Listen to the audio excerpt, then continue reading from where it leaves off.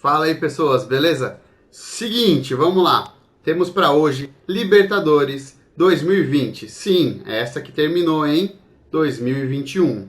Vamos falar sobre a campanha do Palmeiras e algumas curiosidades que aconteceu durante toda a competição. Antes de falar de como foi a Libertadores 2020, vamos falar de como ela não foi. A chance de ter um Palmeiras e Corinthians numa fase de grupo existia. Infelizmente, o Corinthians acabou sendo eliminado na fase preliminar. O Corinthians enfrentou o Guarani do Paraguai, time que já havia eliminado em anos anteriores o Corinthians da Libertadores. Um primeiro jogo em 1-0 para a equipe do Guarani e o jogo de volta 2-1 para o Corinthians. Pelo único gol marcado, a equipe do Guarani acabou passando de fase. Isso frustrou os planos daqueles que queriam ver um clássico entre Palmeiras e Corinthians na Libertadores. Clássico que é muito importante na Libertadores. Corinthians e Palmeiras já protagonizaram em 99 e em 2000 confrontos bem equilibrados e muito emocionantes. Vamos destacar aí também o grupo do Palmeiras, o grupo do time campeão. O Palmeiras acabou ficando em primeiro na fase de grupos, com o Guarani, que eliminou o Corinthians,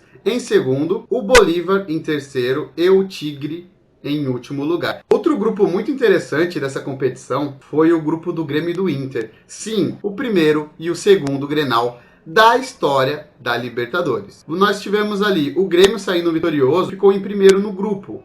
O Inter ainda se classificou em segundo, enquanto a Católica em terceiro e a América de Cali em quarto. Reparem que esse grupo era maravilhoso, foi um dos grupos mais legais da Libertadores. Eu mesmo assisti todos os jogos desse grupo. Passando da fase de grupos, nós tivemos grandes confrontos nas oitavas de final. O Guarani do Paraguai pegou o Grêmio e foi derrotado. A LDU perdeu para o Santos. O Flamengo, atual campeão da Libertadores nesta edição, foi eliminado para o Racing, com uma grande atuação do goleiro Arias. O Internacional foi eliminado pelo Boca Juniors. O Independente Del Valle deu adeus à competição em uma derrota para o Nacional, tradicionalíssimo Nacional do Uruguai. O River Plate eliminou o Atlético, nosso querido Atlético. O Libertad acabou passando no confronto contra o George Westerman. Para finalizar, o Palmeiras, como vocês sabem, o campeão dessa edição, venceu o Delfim. Nas quartas, o Santos acabou vencendo o Grêmio, inclusive no segundo jogo em uma atuação incrível dos jogadores do Santos. Fizeram uma grande partida. O Grêmio acabou sendo superado pelo Santos. O Boca Juniors passou pelo Racing e teria pela frente o Santos de Marinho. Do outro lado, o River Plate enfrentou o tradicionalíssimo Nacional, não tomou conhecimento, goleou no segundo jogo e passou para pegar o Palmeiras, que não teve tanta dificuldade assim para eliminar o Libertad. Chegando nas semifinais, tivemos os maravilhosos confrontos entre Boca Juniors e Santos, Palmeiras e River Plate, um duelo entre argentinos e brasileiros. Uma grande premiação ao fã da Libertadores. No confronto entre Palmeiras e River Plate, Palmeiras surpreendeu na Argentina, abriu 3-0, o River estava perdido em campo, deixando a desejar. No segundo jogo, o Palmeiras não soube aguentar a pressão do River Plate, que acreditou no resultado, tentou até o fim e venceu por 2-0, com uma grande atuação do VAR, que conseguiu detectar irregularidades nos lances que o River acabou marcando, porém não foram contabilizados, obviamente, e por isso o Palmeiras passou.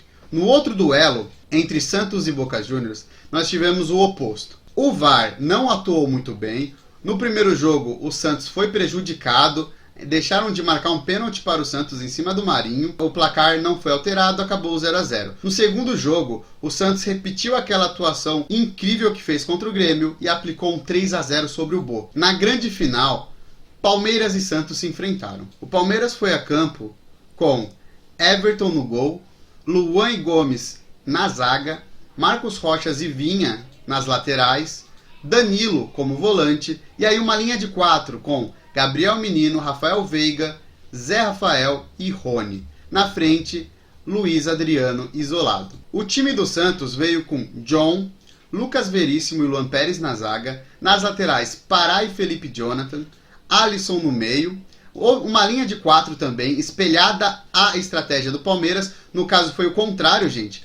Foi o técnico Abel que modificou o seu sistema de jogo e espelhou o jogo do Cuca, do técnico Cuca, o técnico do Santos. A ideia era que Marinho e Soteldo não chegassem na linha de fundo livres de marcação. Então houve mesmo esse espelhamento de estratégia. A linha de 4 do Santos tinha o Soteldo, Sandri, o Pituca e o Marinho. Na frente caiu o Jorge. O jogo em si, no primeiro tempo, não teve tanta qualidade. Era um jogo marcado pelo nervosismo. As duas equipes não conseguiam criar boas chances. Foi um jogo muito truncado no primeiro tempo. E aí, quando virou para o segundo tempo, virou a chave. No segundo tempo, Palmeiras e Santos fizeram um jogo muito mais movimentado, com chances para todos os lados. O Santos até chegou a ser melhor durante uma parte, na segunda metade do segundo tempo. Depois de iniciar uma pequena pressão, o Santos começou a perder espaço e o Palmeiras começou a atacar. Aí veio a confusão entre o técnico Cuca e Marcos Rocha. Numa disputa de bola, sim, o técnico disputou bola com o lateral do Palmeiras para atrasar uma batida de lateral. Foi aí que o juiz expulsou o Cuca. Em seguida, aconteceu um lance do Palmeiras e aí o Rony fez um cruzamento certeiro na cabeça de Breno Lopes, que fez o gol, ele que havia acabado de entrar há poucos minutos, e marcou o gol do título, já nos acréscimos, nos últimos segundos de partida. E aí o Palmeiras se tornou bicampeão, então, em 2020/2021 da Libertadores.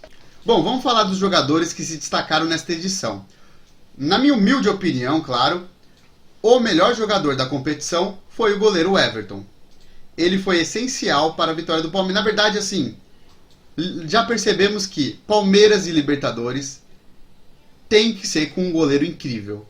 Palmeiras foi campeão em 99 com o Marcos sendo o melhor jogador. Para mim, foi campeão em 2020 com o Everton sendo o melhor jogador. Outros nomes que a gente pode destacar é o de Tevez, que estava na semifinal, comandando o Boca, um líder em campo, está fazendo um bom trabalho no Boca. Ele até começou meio abaixo quando voltou para o Boca, mas logo se recuperou, foi campeão argentino e vem comandando o time argentino com maestria.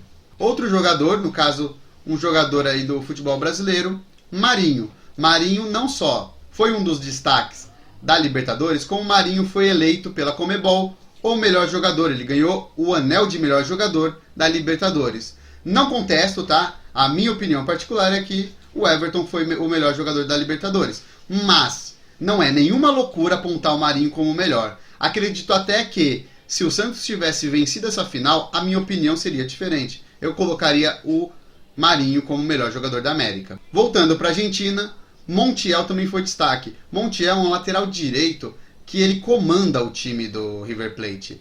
Ele não só joga na lateral, como muitas vezes o River Plate puxa um meio-campista para compor a zaga e o Montiel cai pelas laterais, virando ali um meio-campista. Outro jogador é o Rony. O engraçado do Rony é que o Rony, em outros campeonatos, Brasileirão, Copa do Brasil, em outros campeonatos, o Rony não jogou nada comparado com o que ele jogou na Libertadores. Ele era questionado pela torcida, não vinha fazendo bons jogos, mas sempre que jogava Libertadores, quase sempre, no caso, fazia jogos incríveis, com assistência e gol.